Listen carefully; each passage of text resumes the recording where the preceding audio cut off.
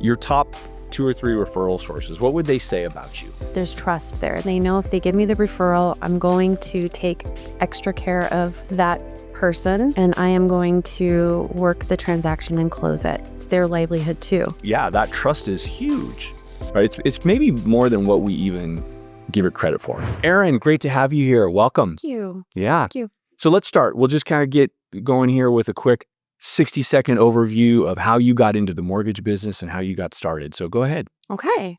It's a funny story. I was in the Army. I was a truck driver in the Army, but the recruiter who recruited me into the Army suckered me in. I'm fresh out of high school. When he retired, he became the head recruiter for Bank of America.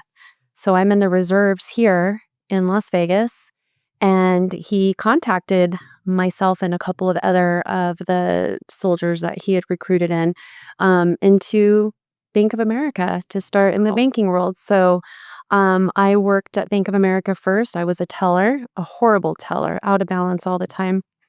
And my family said, you need to get in the mortgage business. Yeah. And so the Army got me in the mortgage business. Now, I always say there are no two stories that are the same in terms of how everybody has a different, way they got into the mortgage business. That's the first time I've heard that. So you were recruited twice, really?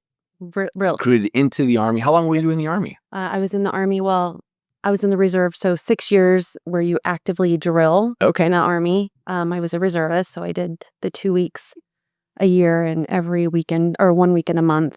So I did that 6 years, but you're in for 8. Yeah. Wow. That's good. And so do you feel that time in the Army prepared you in any way for the mortgage industry? Yes, 100% with people.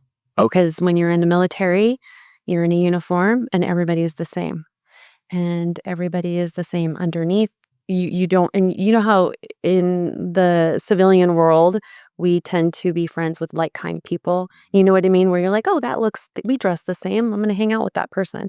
Well, when you're in the military, you don't know what music people listen to. You don't know anything about that when you first originally start talking to them and then you get to know them. Well, I think what I've always felt about this business is you have to be able to speak to anybody across all spectrums. Yep.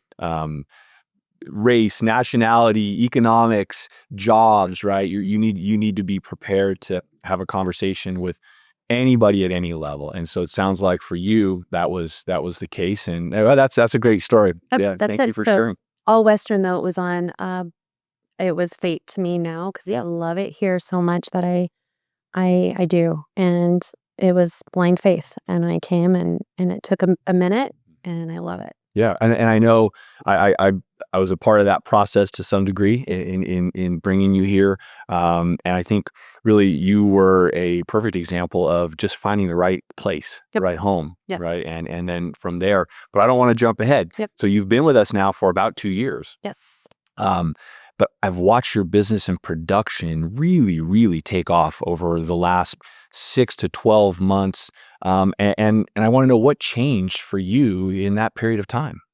I think being with the right people. And I think you paired me up with Mike and Michael Cornacchio, my branch manager. And I don't know. I've always produced. I'm a working loan officer, meaning I'm full-time. I produced. But he has the old school vision that I love so much. And that has been huge for me with my mindset. Like it made it fun again for me. Yeah. But during that process, there's something, because I see lots of people who have opportunity. Right. But there's a leap from opportunity to what I call determination, right? Effort and all of that. But what was kind of for you, one of the hardest truths that you had to come to grips with, that taking from potential to actually production, right? So what was there something in you that was triggered or that changed under Mike's leadership? He's an example. He shows up.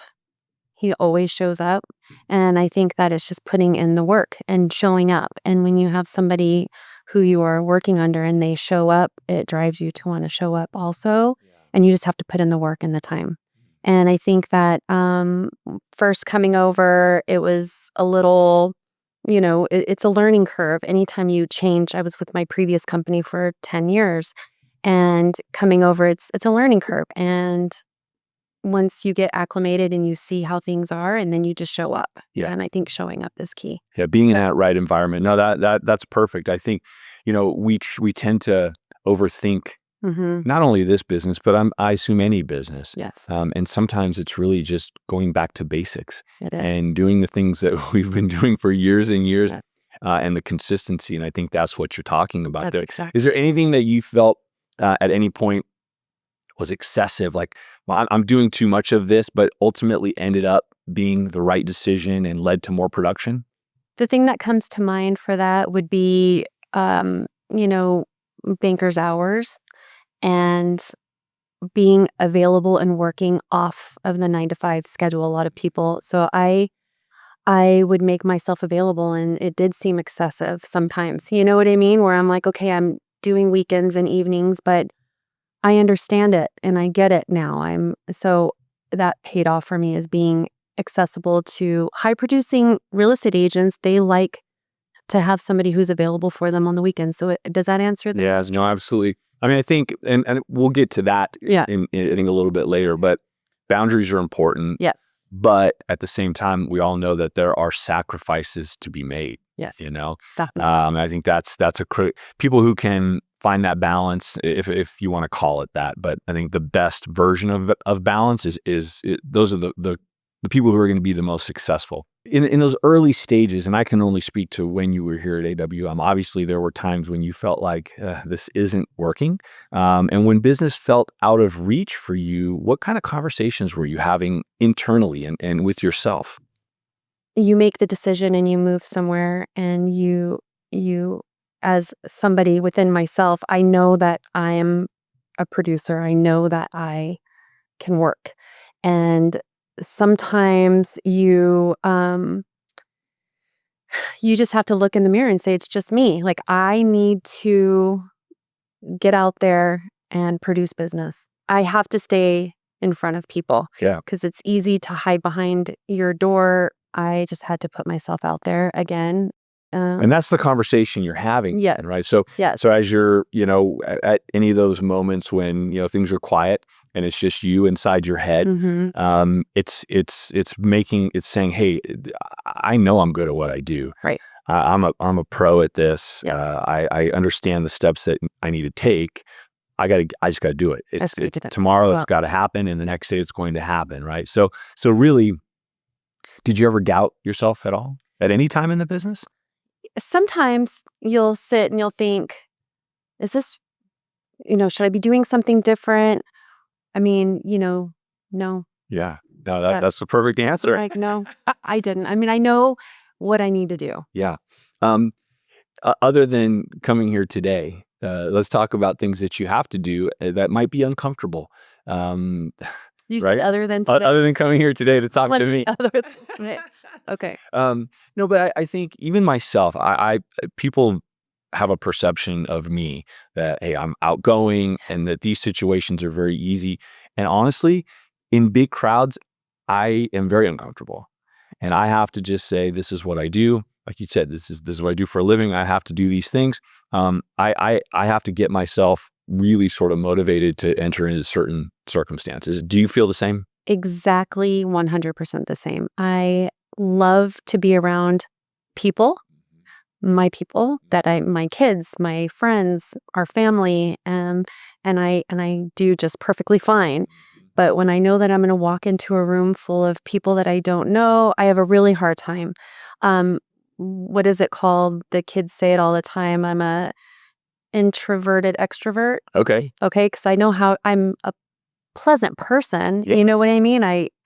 That's the most uncomfortable thing for me is showing up for the functions and Yeah. it's hard for me. I And do it, and it's an important part and it's a of what very you do. important part. I am like, can we just do a one-on-one or, a couple, but I do it. I have to do it. I have to psych myself up, and I do it, and it's always great. I was Yeah. just going to follow up with that. 9 times out of 10, Yep. I walk out of there going, I'm really glad I made this. Yep. right? And it's as we said, it is part of the gig. It's part of the job. And if you go there and once you get going, typically you can really make it beneficial, right? And come out with something more than you walked in there with. And I think that's great. Have you ever wanted to just kind of like tap out at any point, whether it's a day or a week or a month that you're having where you say, I can't take this anymore? And if you did, how did you push through that? I've tapped out in my brain where I'm like, this, you know, if you've had a difficult loan, or I don't like to disappoint people in the business, because it's our livelihood. Yep. And I just, you just have to really tell yourself, like, okay, it's a deal or it's a situation. And this is what you do. You have to just get up and you have to move on, move forward with it. This is a wonderful, loving, forgiving, gracious business that you just have to push through the hard times, because when it's great, it's great, and then when it's hard, it's hard. So yeah, you just have to push through. And I think even in the more difficult moments, how we deal with them, because it is a people business. So, for those listening that may not necessarily understand what that means, but let's say something goes wrong on a transaction, you've got, a buyer, a seller. It could be a family over here that's your buyer, right? So you've got real lives that are sort of in the balance on that. You've got a seller, you got real estate agents with commissions at stake. There's a lot of pressure to come through in those situations. And so I think bad news, I think most people understand that bad news is a part of our business and that it just comes with the territory. And I think it's how we deal with it. Yep.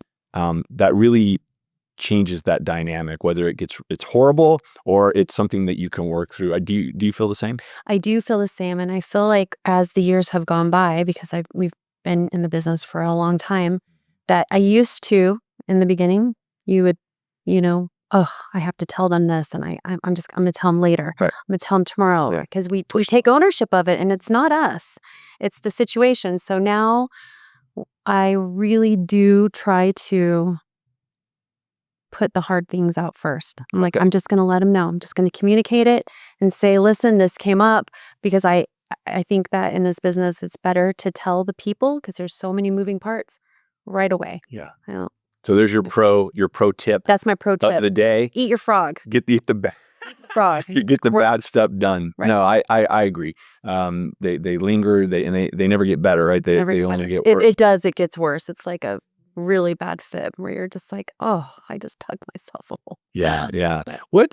So you're a single mom. How has that kind of sharpened your edge as it relates to this business? Oh man. Well, being a single mom in this business, my kids keep me on my toes big time. I have 22-year-old Angel and a 19-year-old almost angel. Trying to be an angel really hard. No, they keep me on my toes. How has it sharpened my edge? Well, it makes you, when you're a single mom and you're balancing showing up for everybody, you really have to, because I show up. That's what this business has done for me. It's given me the most incredible ability to show up for them and also for my clients. So I think it just sharpened being organized with my time and making sure that I'm there for everybody. That can sort of pull you in a lot of different directions, right? Because the timing of interaction with clients may not always line up perfectly with your activities that your kids may have, right? So is it really possible to show up for everybody, or do you have to prioritize at times? You have to prioritize so you can show up for everybody. Yeah. But I feel like that's been my super strength in the business. How so? Because it is a non-negotiable for me not to show up for the kids. Got it. I'm in a position, in a job where I can. So I have an appointment and an appointment at the school for a talent show. Neither one of my kids were ever in a talent show. I said that because they weren't. But for a presentation You put it in your calendar, and between 12 and 1, I'm here, and I think that that's sharpened my edge because you have to be organized with your time to be able to show up. Did that ever cost you a deal or a relationship? I can't pinpoint a time where it ever has. That's great. Yeah. Honestly, I mean, I can't pinpoint a time where it's cost me a deal. Yeah. And so how do you handle that with your family? Because let's say you go on vacation for a week. I mean, I don't know if you can just check out completely for any You time. want to check out for the entire week. Okay, I feel the same. Yeah. How do you balance and structure your vacation so that you still are able to maintain some level of work, but yet have the family time that you need? My kids understand their whole family is part of in a real estate setting, and my kids have been more than gracious with what I do. It's given us a beautiful life, and they see it. Now that they're older, they see not just financially, but I'm there. Yeah. And they know it's because of this business. And I remind them, hey, we're going to be gone this week. And you know that in the morning, what we'll do, and I just kind of set it up like in the morning, we do this. I'm going to work while you guys do this or whatever.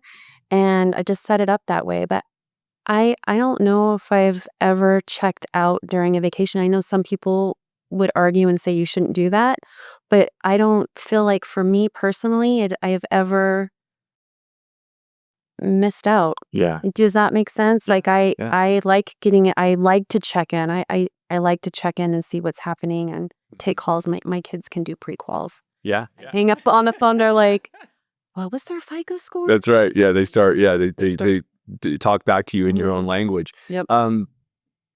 Do you feel pressure in terms of, I mean, just the earning a living and being able to support and pay for things and college and whatever else is happening out there as a single person in a straight commission environment, right, where income ebbs and flows? Mhm. What does that feel like?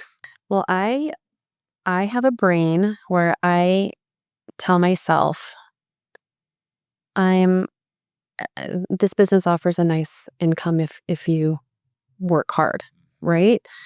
But in my brain, I use it as a bonus, meaning I make a wage. This is what I need to make. Anything over and beyond that is a bonus. Okay. I know that sounds weird. There's a lot of pressure, but because I look at it that way, I feel like it takes the pressure off. I don't think there's anything weird about any of it. I mean, at the end of the day, it's about reconciling the situation, Yeah. and however you do that, and however it gets you through. Look, if I was to, and I'm just looking at my next question. Um, but if I was to worry about every single thing that happened, if I didn't have some way, a mechanism, I probably would have left this industry years ago. Right. That's exactly it. Right. We have to mind shift. And I know that 1 month may be really great and the next month may not. And I don't look at that 1 month like, this is my new income or this is my new closing month. I'm like, okay, I'm going to balance this out. I just really, we live a very blessed life, but we live a very conservative life too. We're Okay. very careful. Yeah. So the pressure, I feel pressure because I've made promises to myself and to the kids with college and all of these things. So I'm like, there's pressure, but that also is what keeps you at your why and your drive, Yeah. but in a good way. I have never felt in this business where I'm like, oh no, what am I going to do? Because I have lived smart. That's great. And obviously that is, that's the key to longevity, Yeah. right? And being able to maintain that level. But if you had to say, what does keep you, I like to ask this question, what keeps you up at night, right? And so obviously, um, you know, everybody's going to pop awake at 2 a.m. and something has them stressed. Is it for you? Is it, deal risk? Is it the health of your pipeline? Is it relationships? Is there anything that you can point to? Work related, I've popped up in the middle of the night going, oh no, I forgot to call that person back. But I value sleep so much that after so many years in the business, I really truly make it a point not to think about the loans in the middle. I haven't lost sleep over pipeline. I've lost sleep over forgetting to call somebody back. I've woken up, but that does not keep me Wow, awake. you are It really does not. I know calm, it cool, doesn't. collected. That does not keep me up at night. Yeah. Is there anything about your business that you feel is underinsured in some way? Meaning, is it whether it's knowledge, process, again, your relationships? Is there anything that you feel is at risk in any way? I process always for me because I have a really hard time delegating things. I do it all myself, right? Like I can always work on my processes. I'm trying to tweak them. They always end up going back to the one way that I do it. And I want that's something that I feel like I'm pretty good with relationships. Obviously we can always be better. Yeah. But um and knowledge in the business, things are constantly changing. So, but underinsured would be processes. Our business could be, and I feel we're in for some changes related to, obviously you're already talking about artificial intelligence Yes. and how that may change things. Yes. As a company, we're going to be talking a lot more about being able to take advantage of some of those technologies. Some we already have that are underutilized. We're hoping that people are open to some level of change. Right. And I think that's how you evolve and hopefully become more efficient. But yeah, That's my main, I the process, because we have so many tools. yeah. And it's just a matter of digging into them and doing it. And let's face it, after doing something for a period of time, you become comfortable with that, and that's just your go-to. But since we're on the kind of the nuts and bolts of the business, walk me through your day really, and I don't need a ton of details, but obviously somebody who's successful has a plan. You wake up in the morning, you have some sort of a plan. How do you structure your day to make sure that you can do all these things we've talked about, be a mom, show up at the talent shows, things like that, right? And still be there for your clients. How do you package that each day? I'm a list person. I have my to-do list and they make the list, and not everything on the list gets marked off because this business is constantly, you get a call that's like, I need your help right now with this client. So my next task, I have to move on. Time blocking and such, I have never been a time blocker Okay. where I'm like, okay, from this time to this time, I call people, da da da. I have a list of what I need to do. I really try to eat my frog first and foremost. The hardest thing on that list, I really, really, really try to make it my best effort to knock it off my list, get that one situated, because then I feel like the rest of the stuff is easy. Yeah. So really I'm a list person, Yeah. and I cross off as I go, and that's how I structure my day. But I am going to admit and be completely transparent that I am not a textbook follower of any type of, if you were to say, do you do, the, A certain strategy, No. technique. no, So you're just freewheeling it. I fly by the seat of my pants sometimes. What is it? I march to the beat of my own drum. Yeah. Yeah. So, You know what though? I think no matter how much we try to follow a script each day, yeah. as you said, the business it's full of curveballs, I think. And so ultimately, I would say I take the same approach, right? Yeah. And I feel like I understand. I have a calendar, a very busy calendar, so that keeps me in some Time blocking structure. exactly. It's sort of imposed upon me in that way, but beyond that, yeah, you just don't know what's going to come at you, You don't. right? And I feel like that's part of the success for me too, is that I don't ever say to an agent that calls me with a deal like, hey, right now is my calling time. So I'll get to them after 3. Do you know what I mean? I'm like, no, they don't want to hear that. Yeah, yeah, yeah. Let's switch gears a little bit. Everything I hear about you in terms of the feedback from whether it's processing or underwriting is that you really know your guidelines. You understand products and that you're very knowledgeable, bottom line. Talk to me a little bit about that, because that's not always the case. Some LOs are more sales focused, and that's really that's all they're concerned with. You seem to be able to balance and have a grasp of both.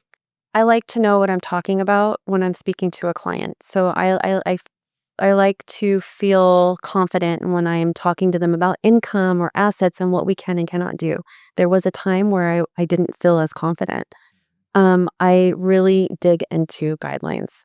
And when I read the guidelines, I read them line by line and I try to really understand what they're saying. And I just I feel like I'm around a really great circle of loan officers and I am never afraid to ask the rookie question, and I try to stay on top of it, and I think that I have a weird little bank memory. Okay. I'm like, "Wait, I've done this before." Yeah. And so the product knowledge and I like to know what I'm talking about when I'm talking to people. You know. Here at AWM, we really try to have as many loan programs as possible. It's part of our mission. Yeah. How do you stay current when things are changing and there's so much to know? I think that you have to stay on top of your emails and see the bulletins that come through. And I dig into the guidelines all the time. Is there one kind of guideline or I don't know, a myth about knowing guidelines and being kind of being thirsty for that knowledge that other loan officers don't get and don't understand that cost them business in the end, do you think? Yeah, I think the VA guidelines are huge. I think so many loan officers miss all of the great details that that loan program offers. I think that there's so much misconception out there on a VA loan. So I save VA deals often from Okay. other institutions. As a veteran, As a right? They're veteran, I near love. and dear to your Yes. heart, I'm Yep. sure. Yep. Yeah. And so my next question was going to be, is there a niche product that's sort of your secret weapon? But it sounds like you've already answered that question. I love working with veterans and there's just so much that that loan can do for people who are blessed to be able to use it. So that one's kind of my little secret. Yeah. But we have so many amazing Home Simple has been huge for me. Even though I haven't done one, Mhm. I haven't. But the conversations Yes. and the relationships just talk because it's not for everybody. True. But just that we have this option for people, it has been a great resource and a great relationship builder. Yeah, and I think that's what a lot of products end up being, just that. Hmm. Conversation starters, door openers, whatever you want to call them. And that's okay too, right? Because people want to understand that you've got capabilities. It helps us be set apart from others, taking a boutique style lending approach. Is there ever a time that you guided someone to a different loan program because you knew it was best for them and maybe even it cost you the deal? No. Never. Not that I can think. Because you were able to convince the customer that this was actually the best thing I for put them. them in a headlock always, and I'm like, Noogie, no, I'm kidding. No, I mean, look, I think I talk to loan officers all the time that are competing against another lender. I just had one the other day where they were coming to them from another lender, just inquiring, but the other company was driving them towards a product that we honestly felt was not the right program for them. It just there wasn't the right situation. They didn't need to go that way, and we had a better deal for them. So yes, in that case, yes, I misunderstood the question, I think, but yes, absolutely, that has been the case before. I haven't had it cost me the deal Because you have a headlock. because I have them in a headlock and they're afraid. So let's talk about your success a little bit. Okay. So again, 2 years being here at AWM, all of a sudden your name starts popping up on the top LO list. That's exciting, right? It's fun. Yeah. Okay. Now you make the very top group of LOs, which makes you part of the AWM elite group, right? So fun. Yes. Yeah. And you should be very proud of that. Are you now finding yourself sort of addicted to that leaderboard? It's so funny because I'm not a competitive person in that manner, but it is super fun to see it. And so when you're on it, it's really fun to see it. Yeah, you're like, where am I going to land this month? And you want to, yeah. Is it Not addicted in a bad way. It's all for Yeah. fun for me, all for fun. Well, you said you use the word competitive. I mean, I think you have to be competitive at some level. It's funny because I'm competitive in a way of within myself because I have goals and I have wants and wishes for myself and the kids. And so I am competitive with that. Like I'm my own competition. Okay. Right. Yeah. I feel like I like to do for myself. Is that what keeps you hungry? Yes. Yes. Okay. Yeah. Okay. Yeah. My why keeps me hungry. Yeah. And my purpose. And I have our friends that we like to go on trips with. And I'm like, I have FOMO. I want to go. So I have to work and do great so I can be there with them, because if they're there and I'm not, I'm sad. Yeah. So That's what the keeps me driving hungry. force behind Yes, it. it's true. It Yeah. is. It's true. No, I mean, look, I think that, again, the flexibility that this job creates for you, the potential for earning, all of that is great. And so you are an example of someone who's living that. Yep. And actually taking advantage of all those things. And unbelievably appreciative of it. Because that's always my problem has always been the opposite. I'll go 5 years without taking vacation, and all of a sudden it's just this time flies. And people will say to me, why don't you go here, or why aren't you doing these things? And I'm one of those people who just get sort of in a lane, and I just go.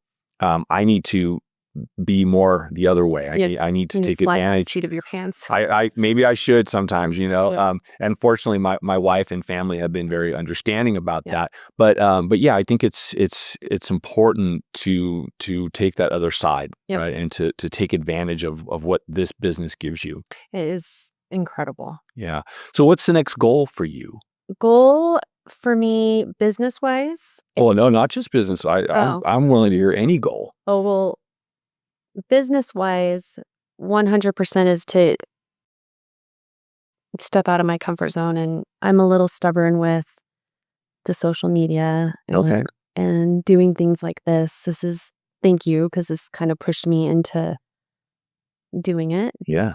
But I need to get out of my own comfort zone with the technology and the processes. And, that's my goal, is to step out. So it's interesting because most people would have answered that question by saying, well, I want to be the top LO in the entire company.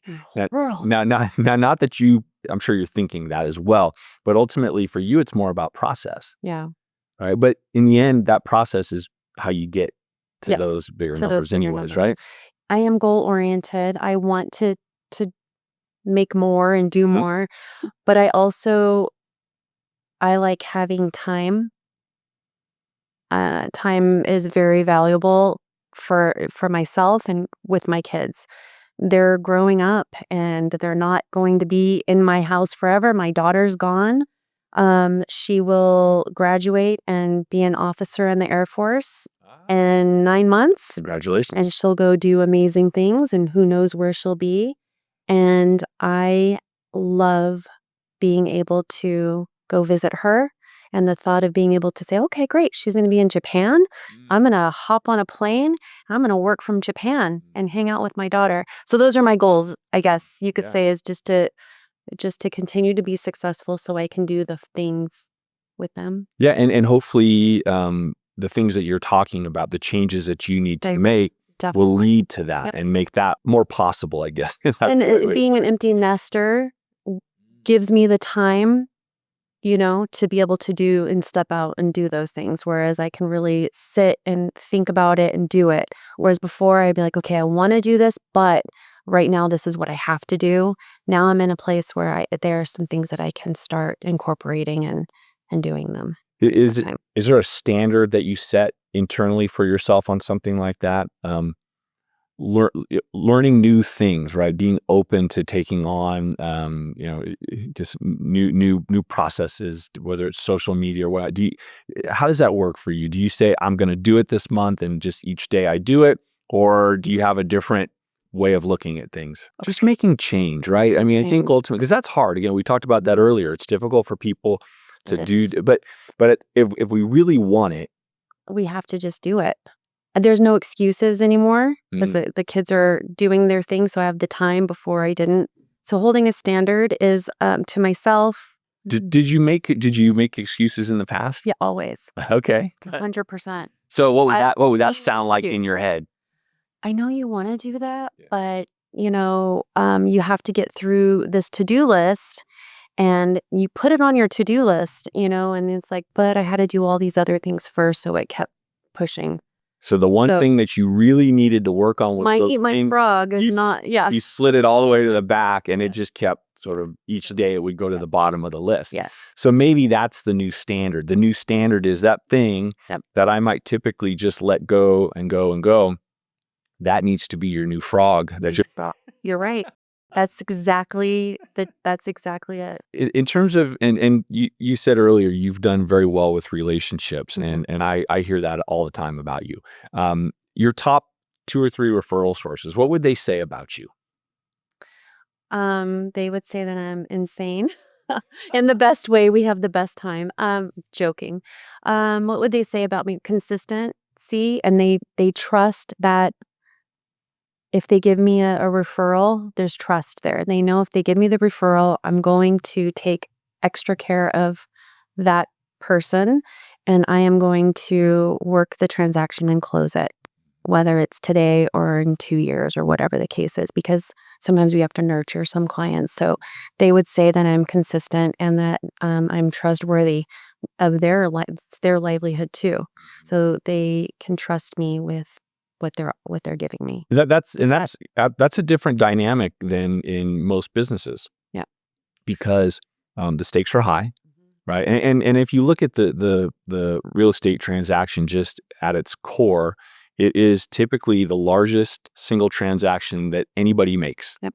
And so when you're in charge of that process, and really the way that the realtors are going to get paid, listing, buyer, agent, it all kind of runs through you, Yes, it does. right? So yeah, that trust is huge, Mhm. right? It's maybe more than what we even give it credit for. Yeah, when you say it, because you don't think about it, and then when you say it out loud, it's true. The trust is huge.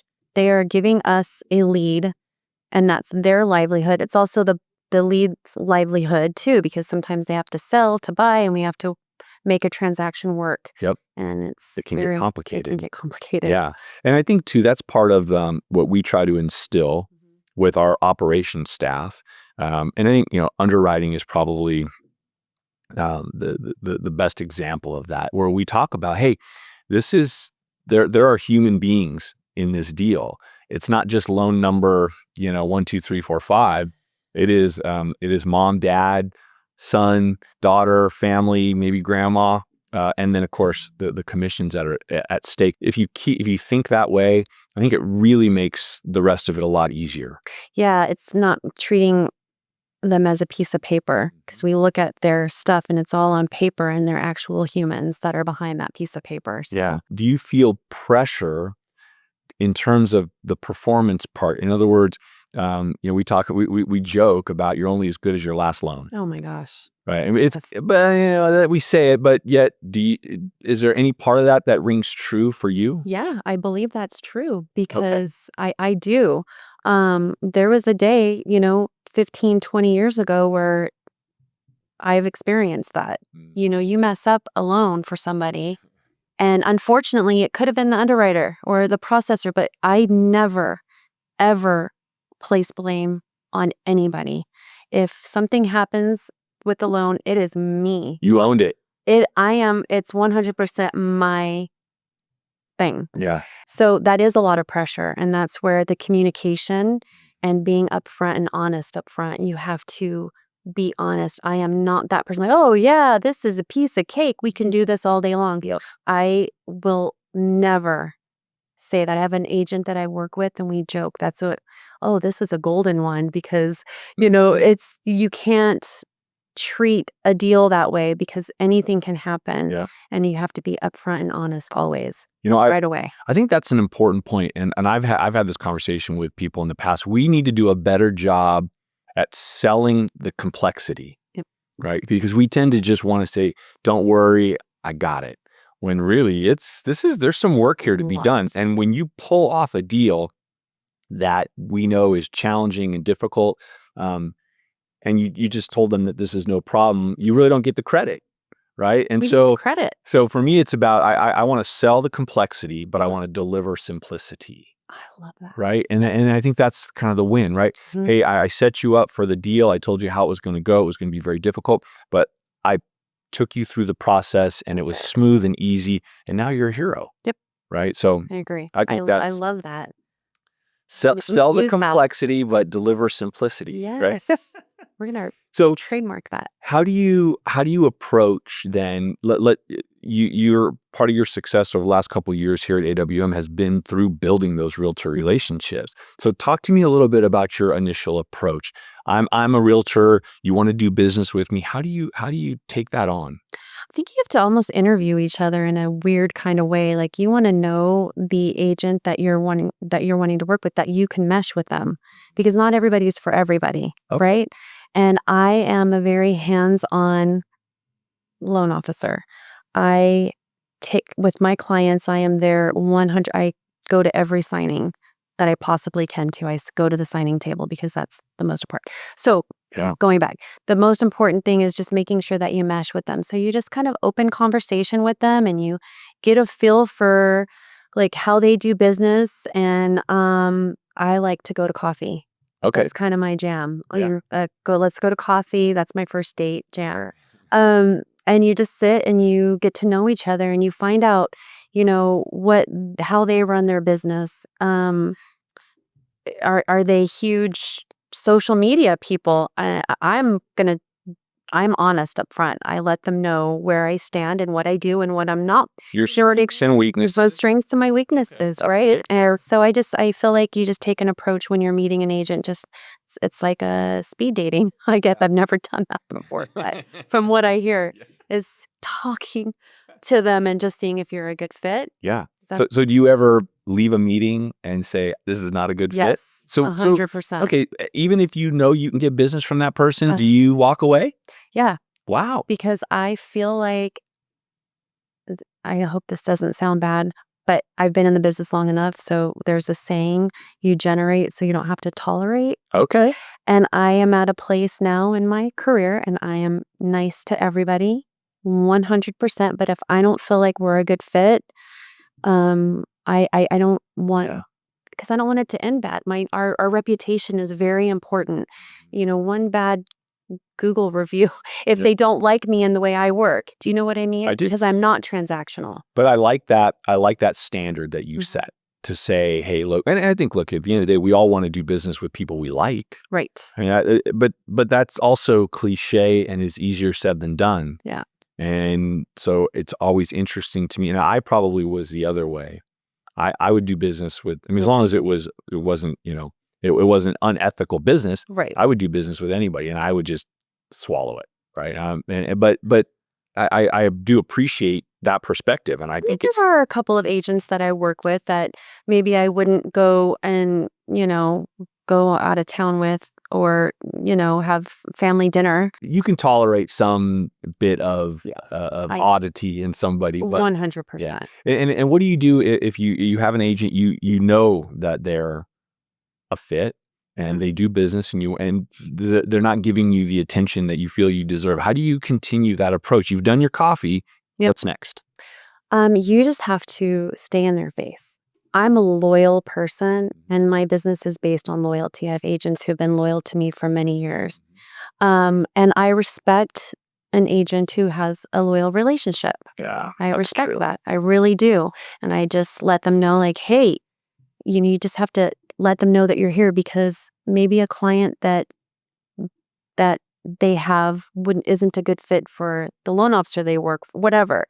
And so you just let them know, like, hey, I'm here. If there's ever a deal that somebody else can't get done, let me know because we can do almost anything. Well, You know what I mean? every good real estate agent should have a backup They should. lender for sure. Right. And I mean, how many times did you start as the backup That's it. and end up as the primary, right? Because you get that one opportunity and then you prove yourself and you're better than the last person, right? You are a better fit and a better loan officer than they've ever had. And now here you are, right, doing solid business with them.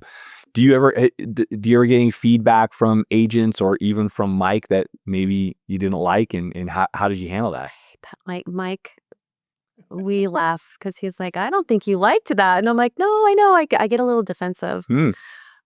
Okay. I do sometimes. I'm like, wait, no, because I didn't mean it that way, or it wasn't supposed to come out that way, or whatever the reason is, and I feel bad because I'm a people pleaser, Okay. and that's probably one of my weaknesses is I am a people pleaser. Yeah. So I don't like to disappoint. So it's not so much that that you did something wrong. That it's really it's the point that you disappointed somebody. That's the part that bothers you the most. Yes. If I've missed a call, Mhm. say, well, I called Erin and she didn't answer it. That bothers me because I try really hard to not miss a text message or a call or Mhm. that kind of thing. You know what I mean? So Does any of that create change for you? yes, So you'll take yes, that to heart yes, and make adjustments along the way. yes, definitely. I came up with the system in my phone with text messages where Tell me. you can pin. So if I get a text Yes. message, Yes. and I'll pin it to the top so I can go back and see it. Or at night when I go to sleep, I'm like, I'll go through the whole day to make sure because Oh, we wow. text messages, You're right. No, you're absolutely you right. know? I have a similar method. I keep it as unread, or even if I read it, I'll go back and swipe it so that I see it as unread, so I don't forget. But you're right. I've had those moments where 2 days later, oh wow, shoot. And Right? it's never intentional. And now, even in my pre-qual, when I'm talking to a client or even a new real estate agent, I remind them Mhm. that when I'm with the client, I don't look at my phone. Or if I do, if I open and push it away, sometimes they go out. I'm like, please, it's never intentional.